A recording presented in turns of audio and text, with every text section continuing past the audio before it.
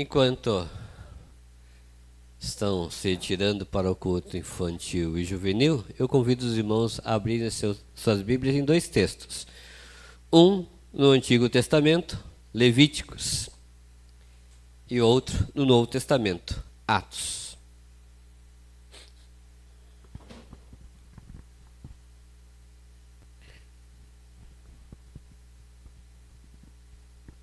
Levíticos 23. Levíticos 23.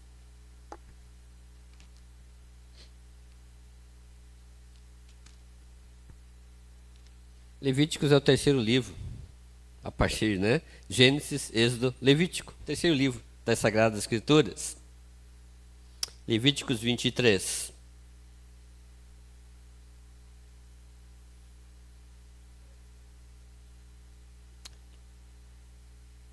Do verso 15 até o 22. Do 15 ao 22 de Levíticos 23. E o segundo texto é Atos 2. E aí, Atos 2, nós leremos alguns textos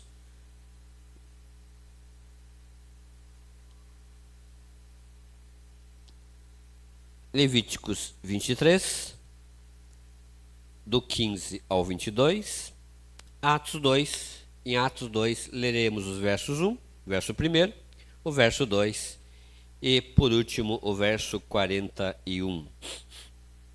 Levíticos 23. Como eu falei, já quando lemos o texto, na celebração da ceia, se porventura o irmão que está ao seu lado não tem exemplar da Bíblia, você, por favor, compartilhe da sua Bíblia com este amado irmão. Levíticos 23, verso 15 até o verso de número 22. A palavra de Deus nos diz assim: Depois para vós contareis desde o dia seguinte ao sábado, desde o dia em que trouxerdes o molho da oferta movida, 7 semanas inteiras serão. Até o dia seguinte, ao 7º sábado, contareis 50 dias. Então oferecereis nova oferta de alimentos ao Senhor. Das vossas habitações trareis 2 pães de movimento, de 2 dízimas de farinha serão levedados, se cozerão, primícias são ao Senhor. Também com o pão oferecereis 7 cordeiros sem defeito, de 1 ano, e 1 novilho e 2 carneiros.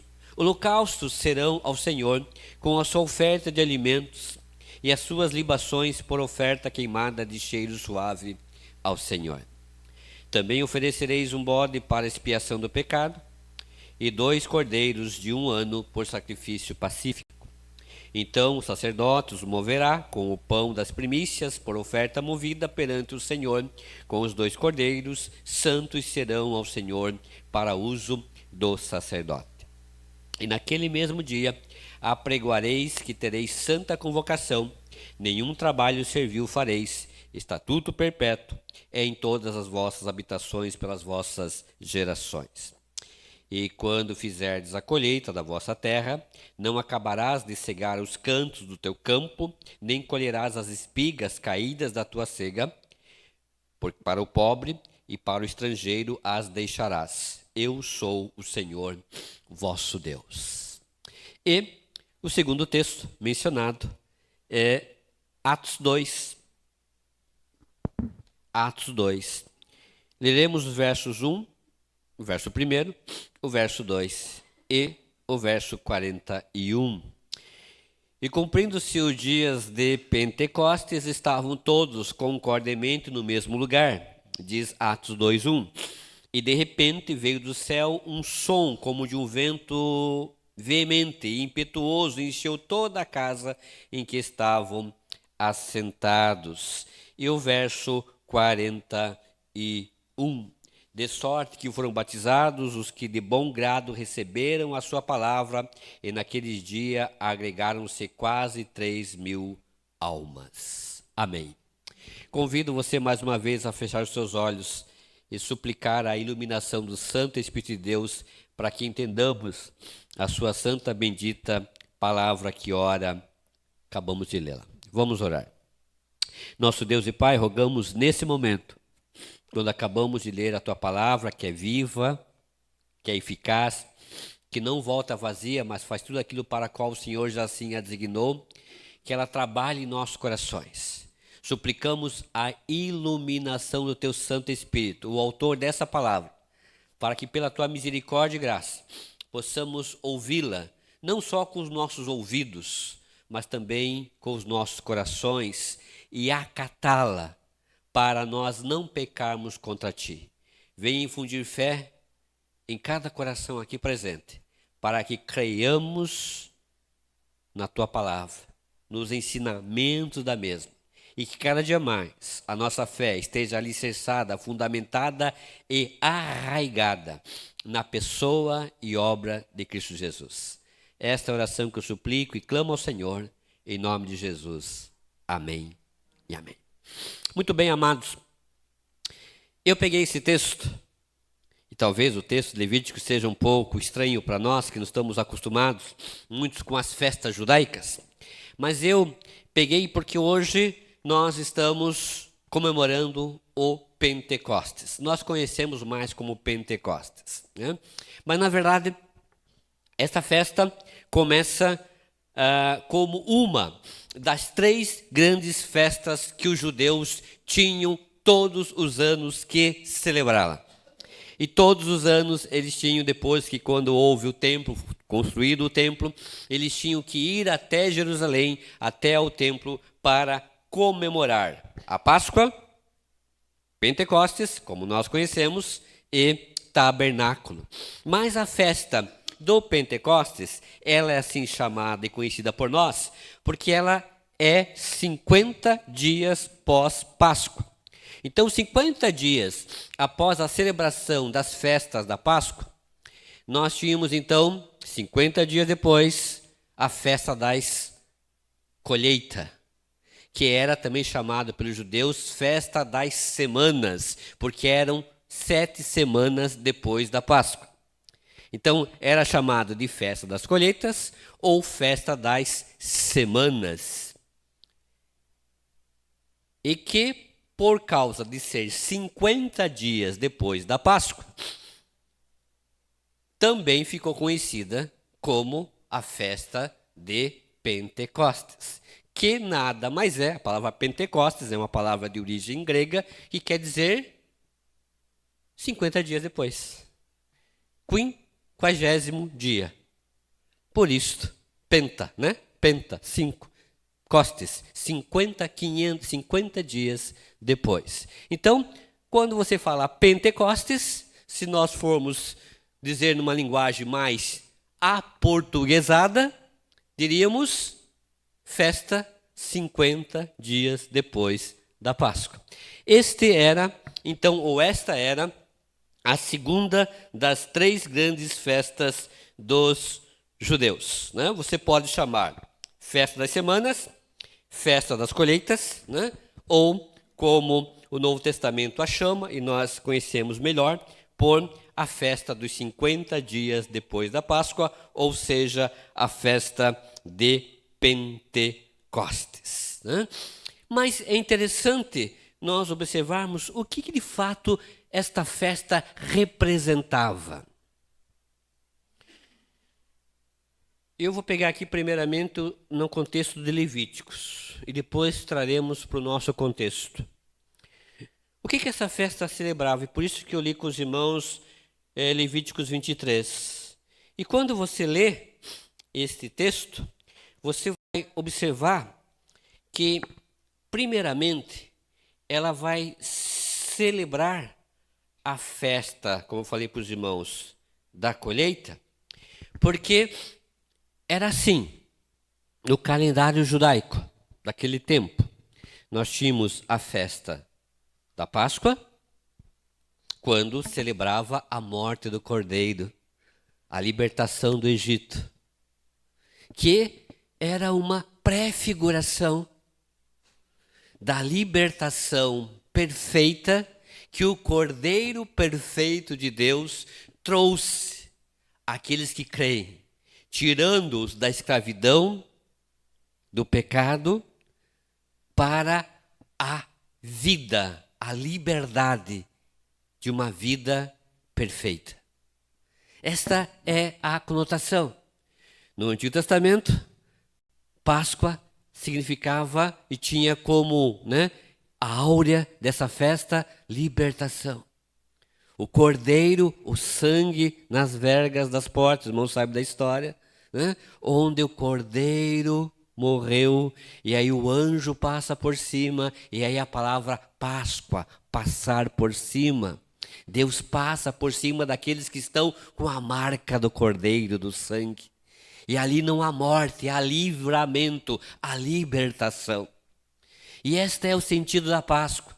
Quem tem o sangue de Cristo em suas vidas não está sujeito à morte eterna, mas sim ao livramento. Você já tem a marca do Cordeiro em sua vida?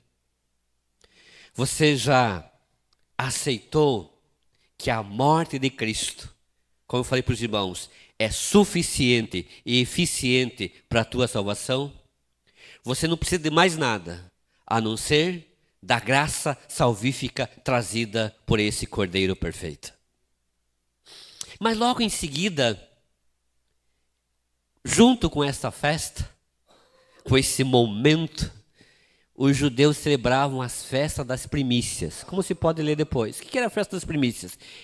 Eram 7 dias depois da Páscoa. Uma festa de 7 dias depois da Páscoa. E nessa festa das primícias, nós vamos ter o quê? A primeira colheita do ano. E aí, os judeus, eles iam trazer a primícia, o primeiro molho da colheita.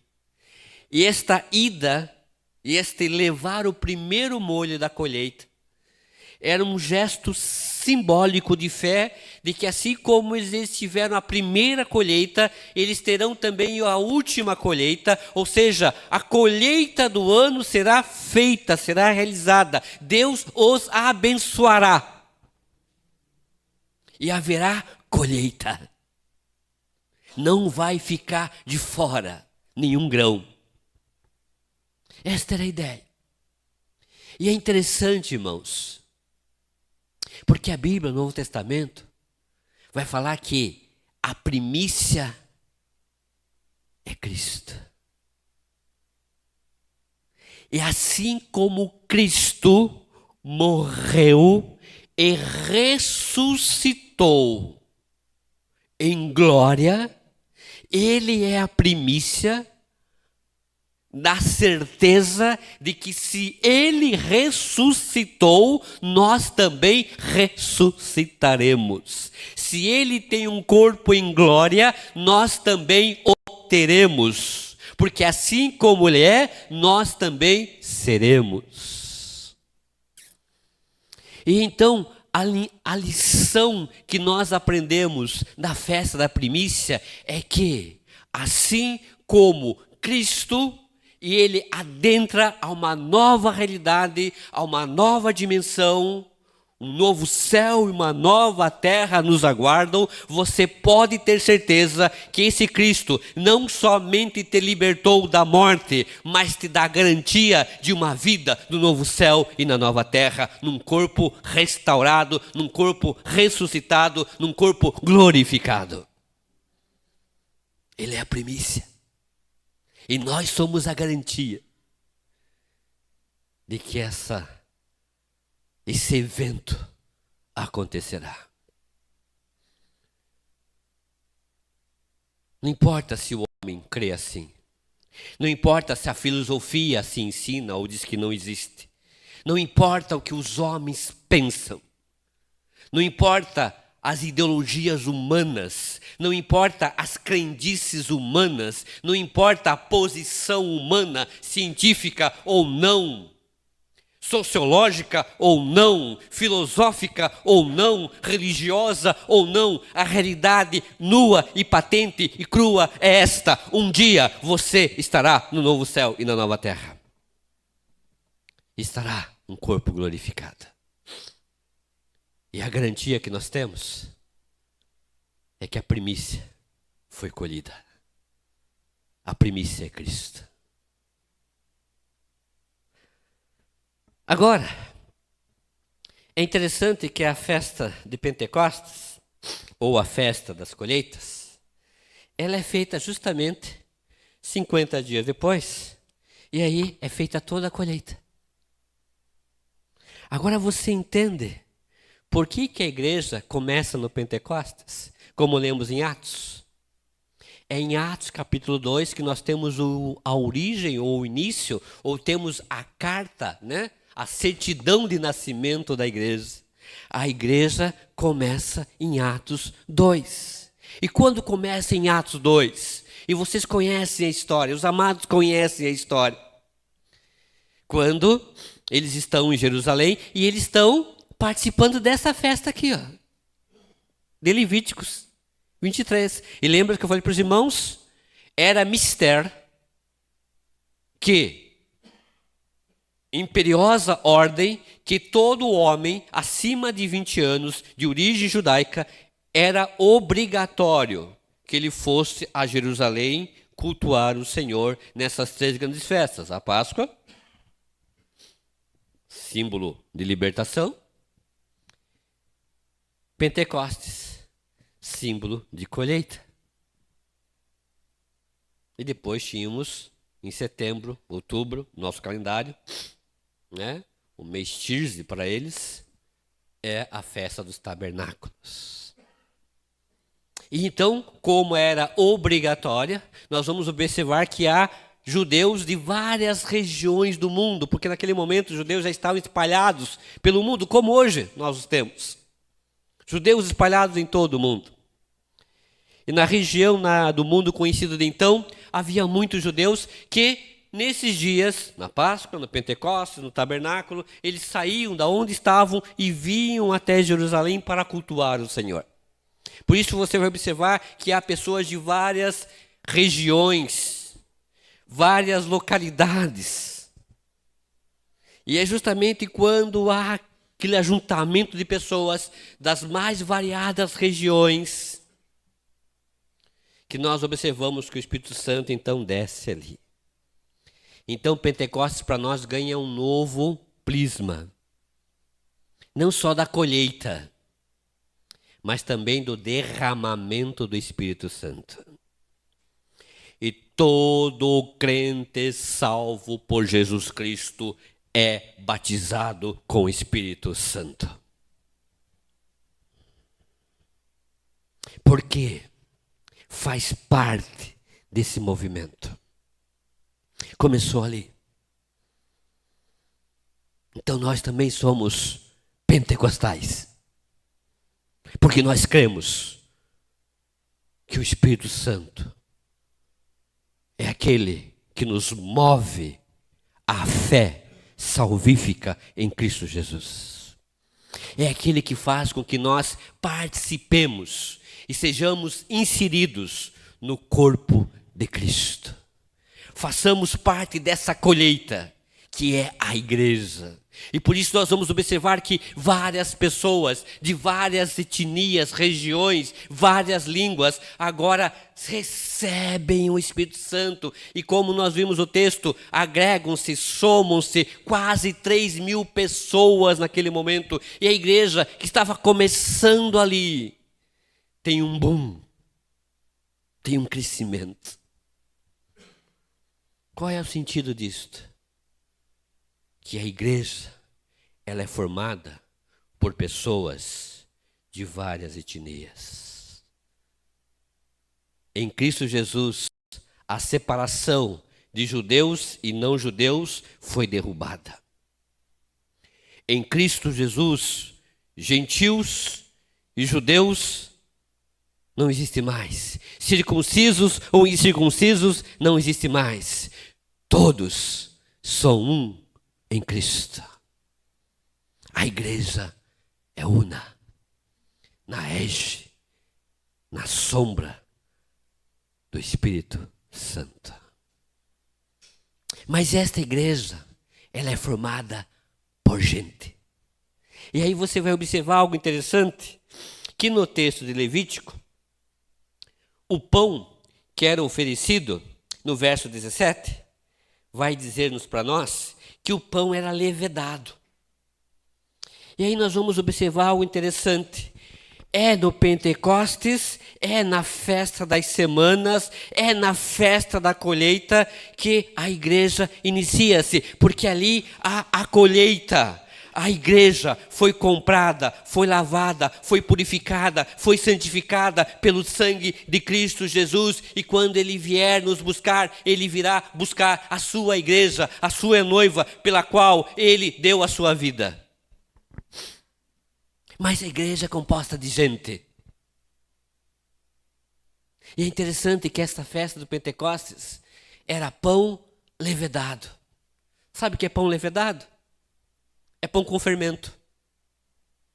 Os judeus nas suas festas não usavam pão com fermento. Porque o fermento, na linguagem deles, simbolizava algo não muito bom, vamos assim dizer. Uma corrupção, né? Algo que era corrupto, algo que era manchado. Por isso, todas as festas, os pães eram sem fermento. Mas interessante que nesta em particular há o fermento. Por quê?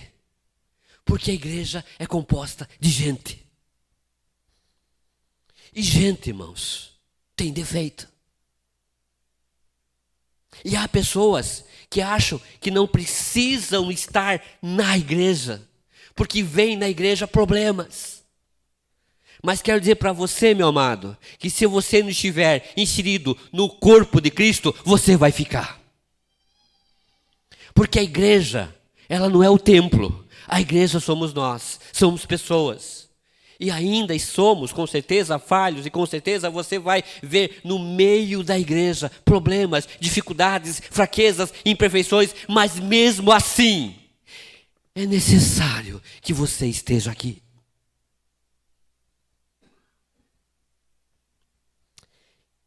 Tem eu creio que é uma teóloga, eu acho que é uma teóloga, perdoe-me a minha ignorância nesse momento, meu esquecimento, mas eu acho que foi uma teóloga que, falando sobre a Arca de Noé, ela escreveu a seguinte frase: se não fosse a morte lá fora, seria difícil suportar a situação da arca aqui dentro. Irmãos, eu sei que muitas vezes na igreja há problemas, há dificuldades, e às vezes nós temos vontade de sair dela. Mas, irmãos, se sairmos daqui, há morte lá fora.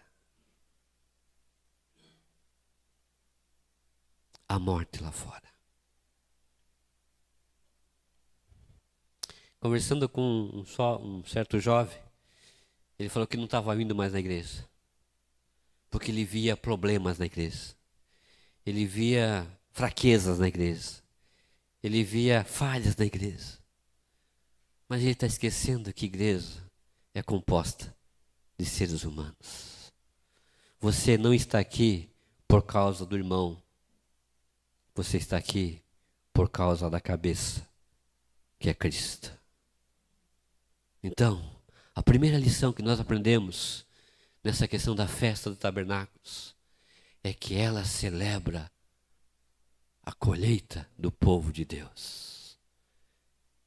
Estar aqui, irmãos, é muito melhor do que estar lá fora. Mesmo com as fraquezas, as imperfeições, as fragilidades nossas. Não deixe de estar, não deixe de servir, não deixe de se aprofundar, não deixe de crescer por causa de problemas. Se há problemas, seja você a solução. Se há problemas, seja você aquele que vai estender a mão para ajudar. Por isto, Hebreus nos diz: não deixemos de congregar-nos. Pelo contrário, admoestemos mais uns aos outros.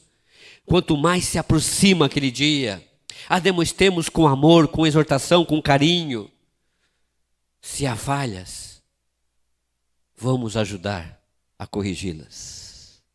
Se há imperfeições, vamos ajudar a trabalhar, a melhorar.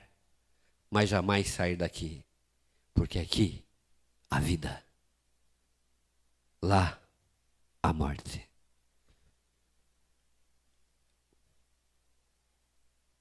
Segundo ponto que nós observamos nessa festa do tabernáculos, das semanas, ou Pentecostes. Se você observar, temos ali os sacrifícios. Temos também os sacrifícios. Versos 18 e 19 falam do sacrifício. Cordeiros perfeitos, de 1 ano, carneiros, bodes, todo o preparatório para os sacrifícios.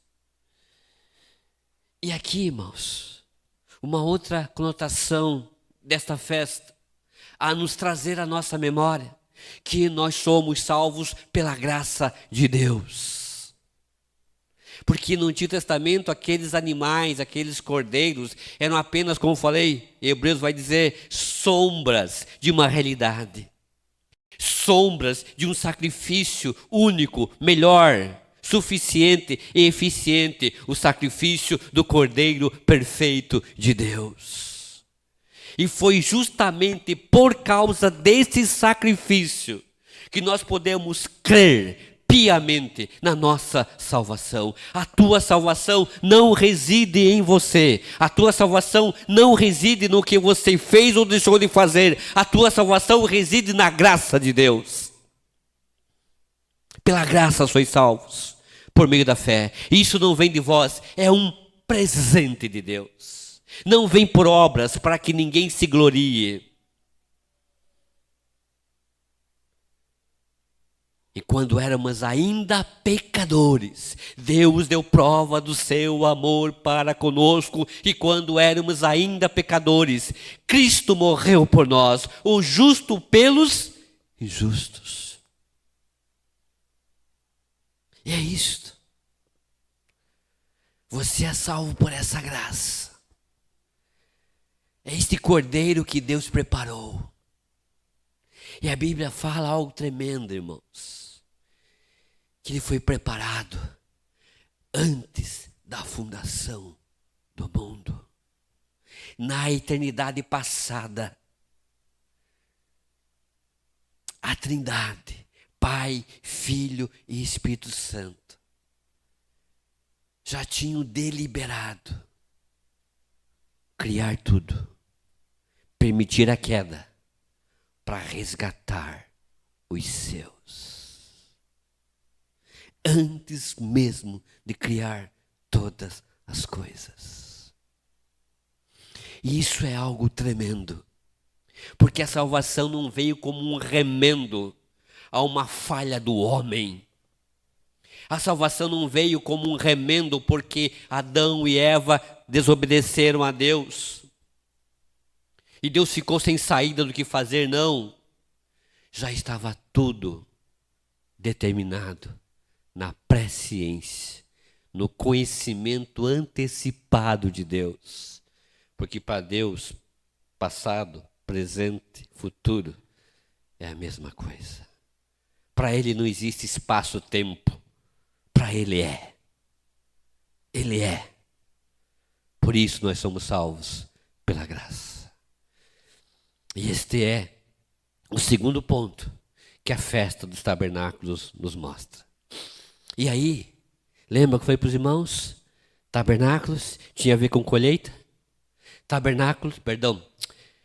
Pentecostes tinha a ver com colheita. Pentecostes tinha a ver com o derramamento do Espírito Santo. Mas também Pentecostes tinha a ver com a lei sendo entregue. E a lei perfeita é a lei trazida por Cristo Jesus. Ele cumpriu a lei por nós. Por isto, quando eu o aceito como Salvador, quando a fé salvífica adentra o meu coração e eu creio que o que Cristo fez por mim foi suficiente, foi eficiente para a minha salvação, eu entendo que Ele cumpriu todos os requisitos.